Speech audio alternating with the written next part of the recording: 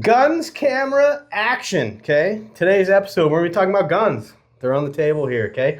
Camera, okay? We got a new camera. It's badass. And action, something I'm not getting lately. But anyways, about the guns, Brett. All right, we'll dive right into it, man. We got something new, we got something old. We got a Brigade BMF 9mm, and it runs the Glock mags. It's an AR pistol, got a 10.5-inch barrel. Real fun. More novelty that we were talking, you know. It's a pretty sweet gun. It's a sweet gun. It's just something fun to have in case of a zombie apocalypse or something like that. It'd be flip up sights. Got a crazy bright light.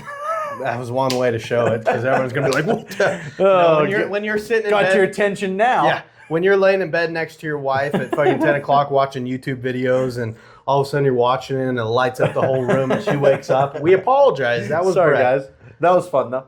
And then also we've got a Savage 300 or 300 Savage, sorry, and it's a Model 99. I believe it's a 1946. Don't quote me on that, but cool stuff. We got some fun stories about this.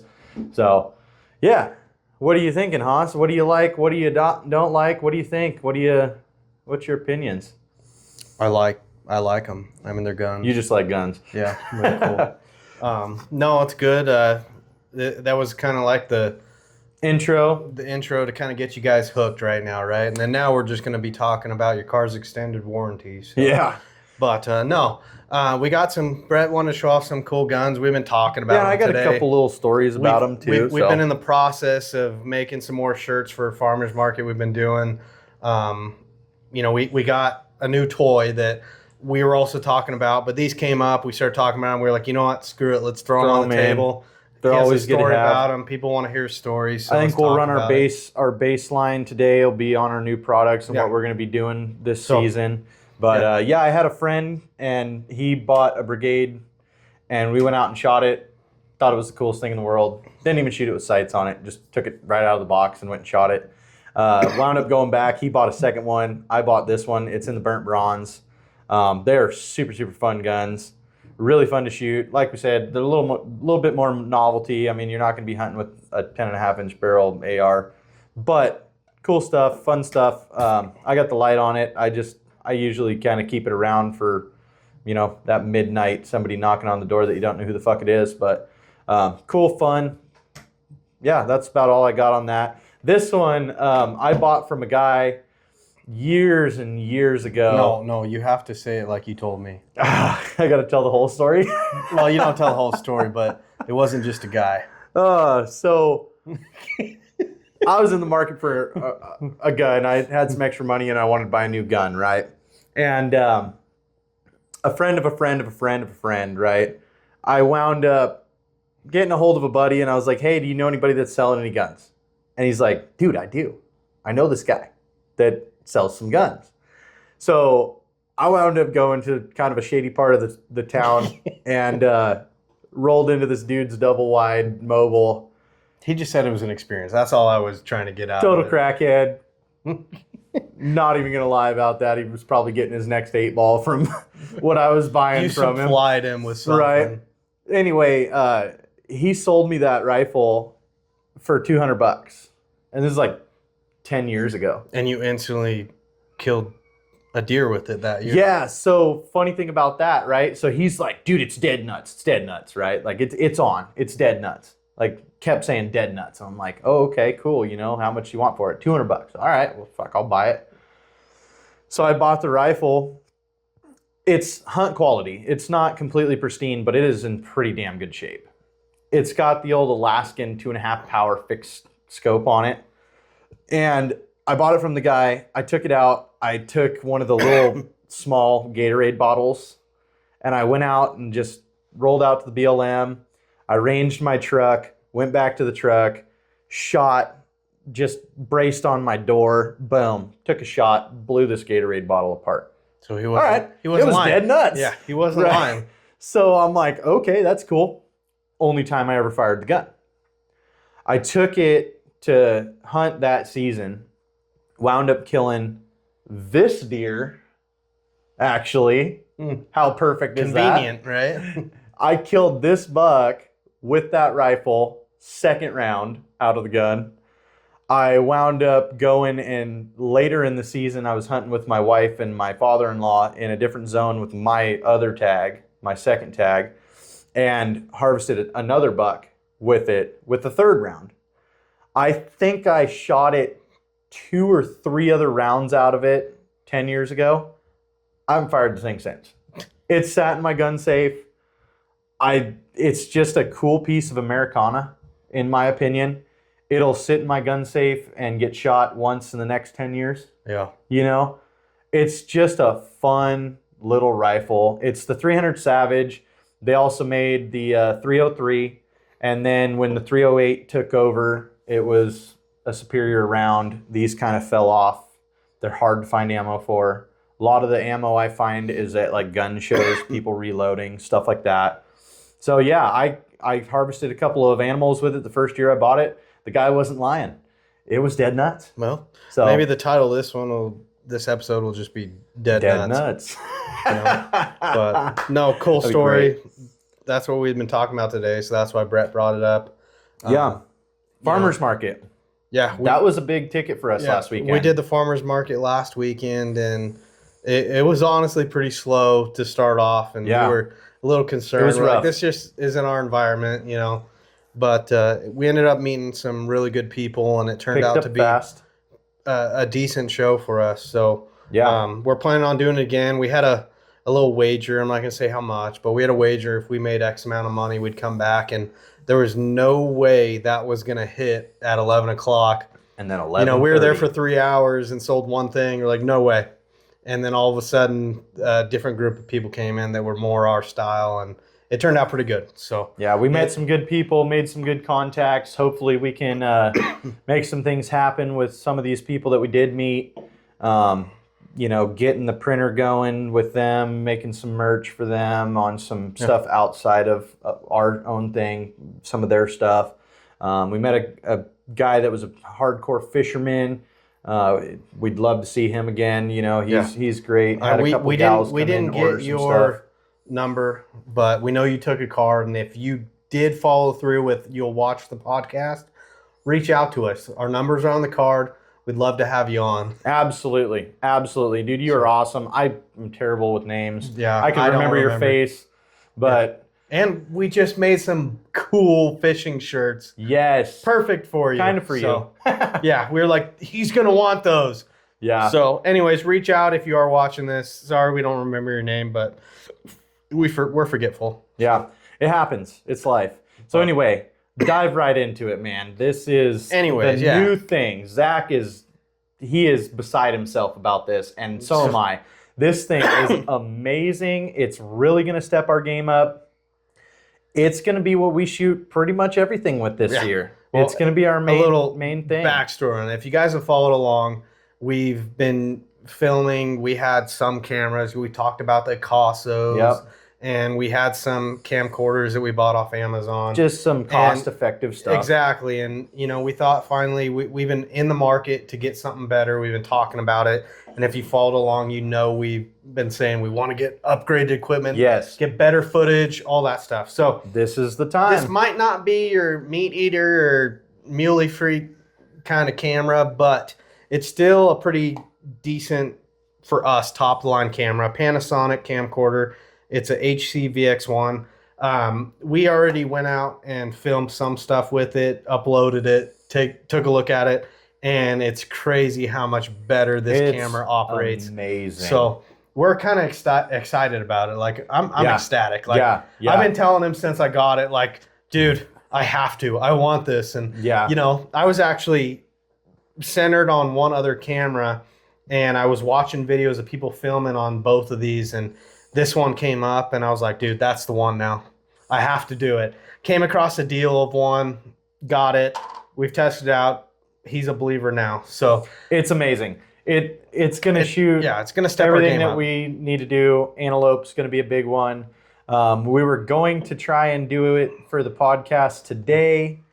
The only thing we found was it didn't link up to our mics. Yeah, we have phone operated mics. So if you guys don't know, we do film these shoots with Brett's Samsung Galaxy S22. Right. And this microphone, it's specific for either an iPhone or a Android type of adapter.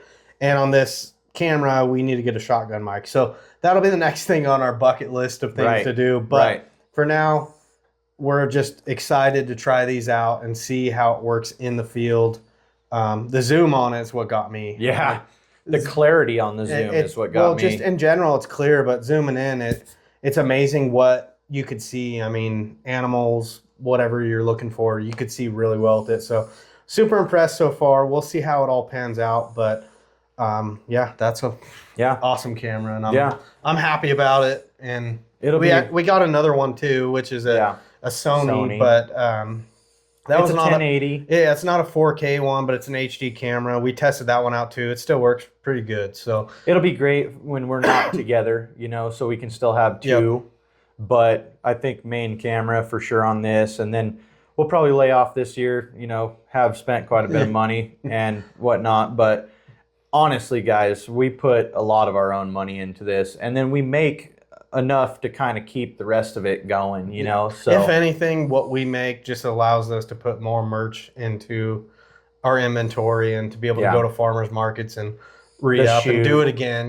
We have a cool shoot coming up August 2nd that we had to get like 80 prizes, right? Yeah. And so we have, there's like little gnats flying in here. We had to get prizes for it, and so a lot of what we did were like hats that we made. As you can see them on the table here. Some cool new ones. I forgot. We also invested in a laser engraver. So that's what we've been working on. We got some patches. We've been laser engraving some new logos that no one else has. So if you want to be the first, reach out, let us know. But some new logos coming. We're gonna have some of these in for the farmers market. This is one of them. Yeah, we've got several more that are coming. If you can't see it, it was a design that we both were just dead set on, like old storefront and a sign out front that says cold beer and field processed meats. Not just processed meats, field processed, because that's what you do, right? And so we're pretty ecstatic about it. But those will be available at the farmers market next weekend when we're there. So you guys, if you're around locally, come on by and check it out. But no, we like Brett said, a lot of this money that we make on these events go into product and stuff for other events. So we're not out here. I mean, we obviously have to have a second job, our main job. But we have to do that just to survive. This is fun for us, and we hope one day it can turn into something more. But I'm pretty thrilled on how everything's turning out. I mean, you look from even we were talking about earlier a year or two ago when we started, and how far we've already come. And I mean, 2 years has gone by fast. So it has. But we've upgraded a lot. It's cool though, because a lot of the stuff that we do make, we reinvest. Pretty much all of it right back into everything else. We try and make one shoot go to the next shoot, one event go to the next event. The farmers market's really cool, and we did quite well, or good enough for us, right? I fucking got them. But we just wind up doing them so that we can keep doing them. All the money that we make, it just goes back into everything else so that we can continue doing this stuff for you guys.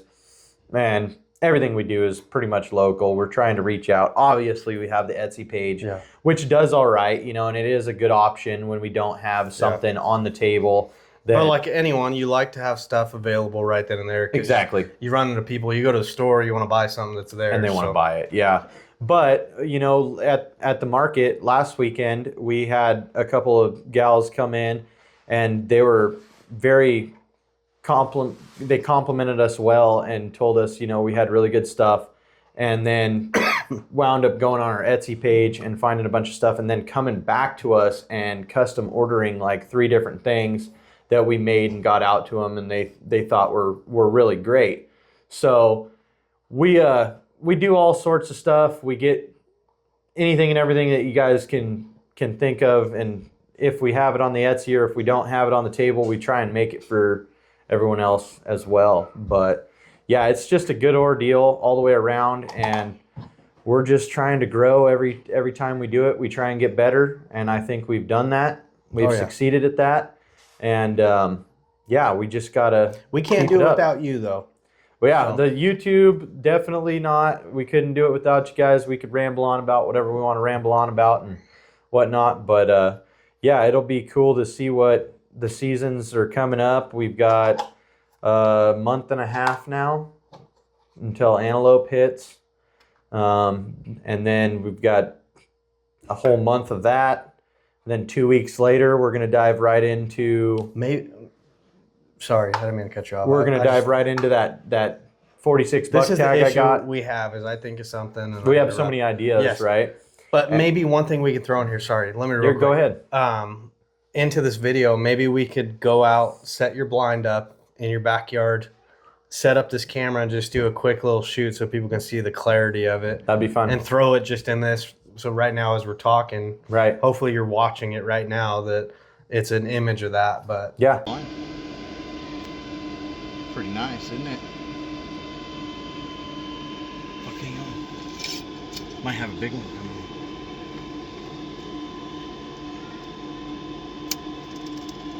in. Shit, son, look at that fucker.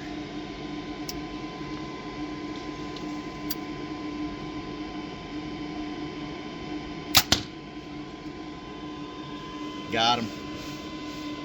Anyway, sorry. Go back. No, so yeah, we're just gonna have to play with some stuff this year.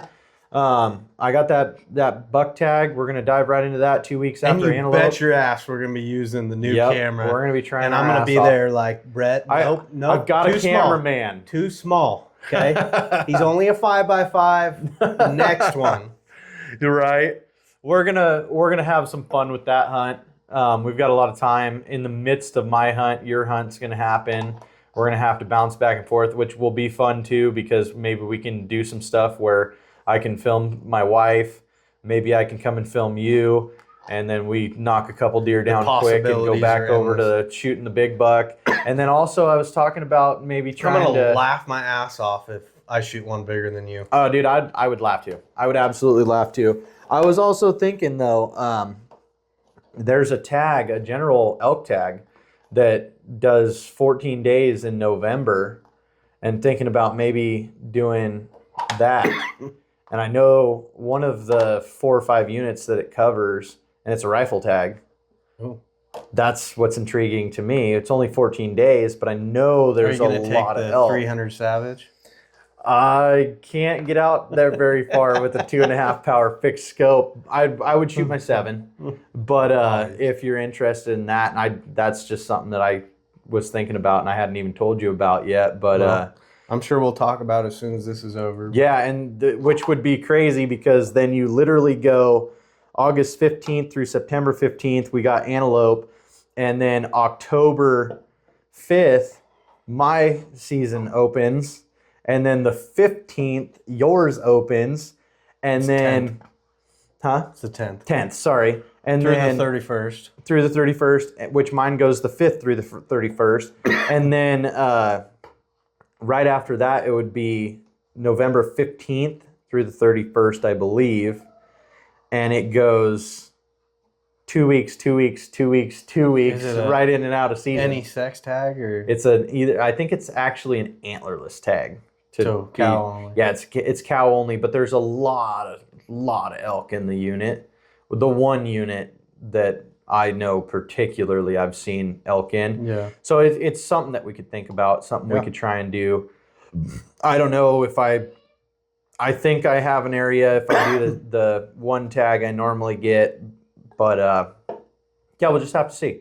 We'll have to play with it, because obviously we didn't draw anything on the elk side, so Possibilities are endless. Possibilities are endless with the They're general whatever season. they're whatever you can make them out to be. You know. Exactly. And I'm always a meat guy, so Well, if you put in the time and the effort, you can probably kill whatever you need to kill every general hunt season of whatever animal you're hunting. yeah, you just got to be there when they're there, right? That's what it's all But about. late enough in the year, you got that November 14th is when it opens, or 15th when it opens, and that's late enough in the year where you get into some good rut, and Well, elk are already rutting and that's true, September. especially low. Well, even then, with a cow tag, it wouldn't really matter. there's more cows than there are bulls. So Right. Yeah, we'll have to fucking play with it and just see where it goes and we'll see what happens. whatnot and go from there. I know we got questions. Pull them up. Sorry, people. We didn't. We This didn't is- plan this out too well like any other time. We just had a free moment. Yeah. Zach's over here. He's got the girls. We did the slip and slide at my house. Zach bought lunch, and they're out there playing in the slip and slide still. But I know we definitely have some questions from the last podcast, the last couple podcasts. Well, there's So, only one really. okay, The other one's more of just a comment. that's fine. I'll start with the comments. It's not a question. Dustin, homeboy Dustin, he said saw a sneak peek of the podcast room 2.0 looking good, and that was before we filmed it last week. Right. But anyways, Marcus, the other guy that's always there, he said fly fishing is starting to pick up around here. The more I go fly fishing, the more fun I find it to be than regular rod and reel. Catching fish is catching fish, don't get me wrong, but which one do you guys find more fun? So I'll tell you, I really got into fly fishing for a couple of years, and my dad was working the infamous D&D guide service, Don Presley. He got into working at a Orvis fly shop for a short period of time. I don't remember how long, but I was fairly young. I'm probably young in high school, or maybe even prior to high school. I can't exactly remember. But his sister, my Aunt Dee, she was the original Dawn and D&D guide service. I was just going to ask you what the other D was. Yeah, I was so- thinking about it, but I was like, I don't know. Yeah, so anyway, D&D Guide Service was the original. That's what they kind of started with the whole thing, and my dad ran it, but that was one thing. And then he did it, Don and David, it was another D&D guys. He did a few different ones, but anyway, my aunt was really, really into it. She used to live in Tennessee, and she was all about her fly fishing stuff. I still have a ton of her gear. I just can't find the time for it anymore. It does take quite a bit of time. You got to know your knots, tie your knots. You got to get everything ready. You got to have a lot of different stuff. You got to know what the hatch is. So, Marcus, to tell you the truth, man, I'm a spin fish guy.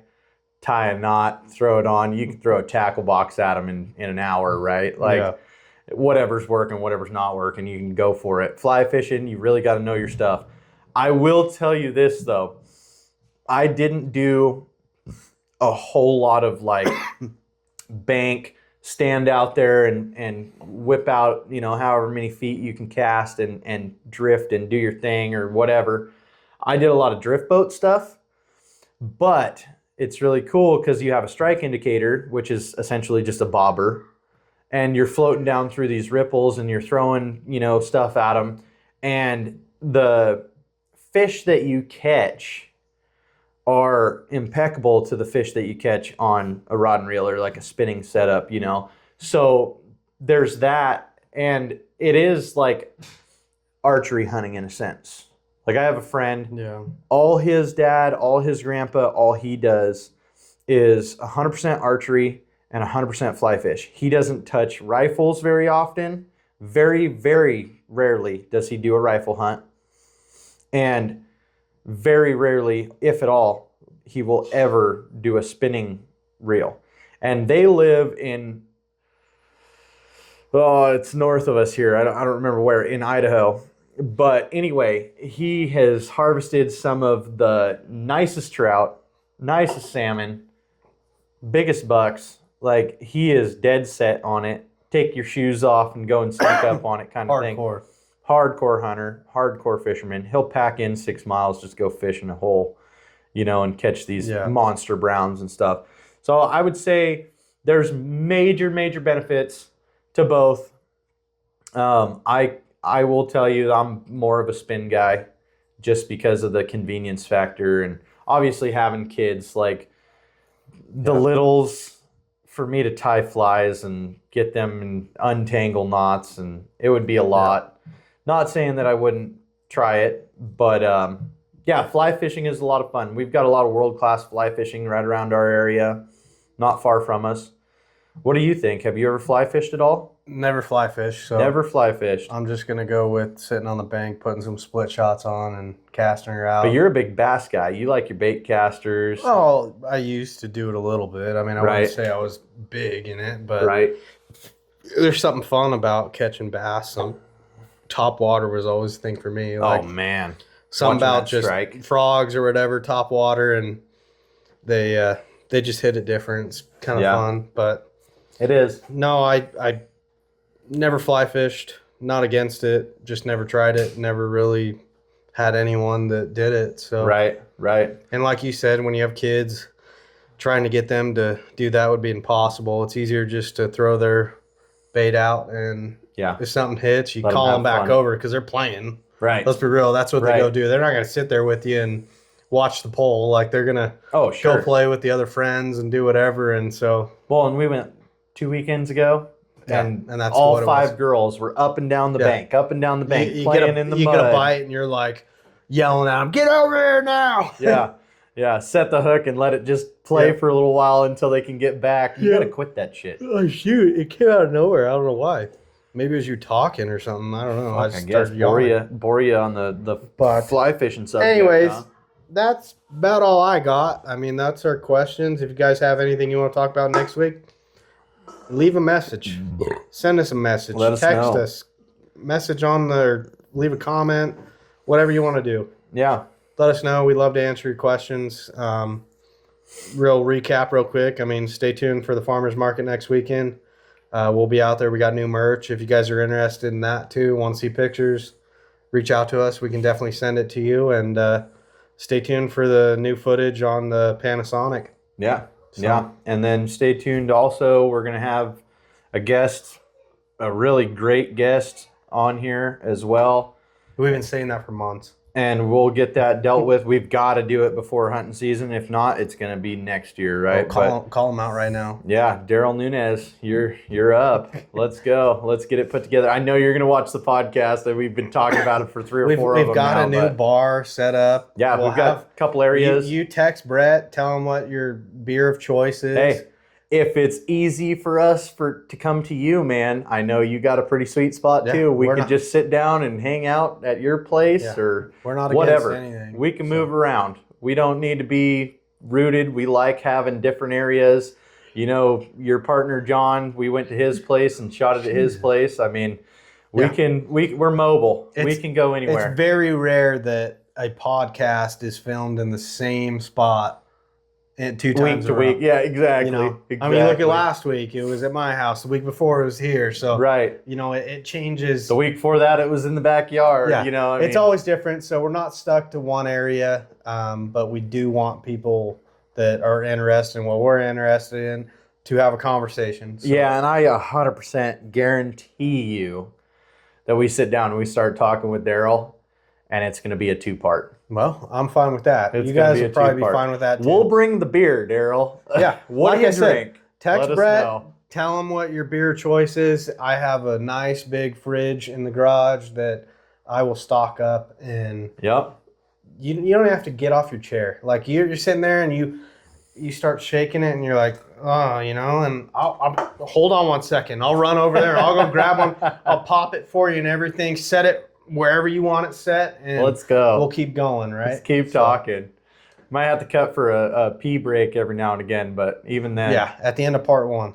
Yeah. We'll get there, but. All right, guys. We appreciate you. Thank you very much, and we'll roll on the next one as soon as we can. You guys just stay tuned and wish us the best luck that we can this year, and we wish you the best luck. Right on. Take care, everybody.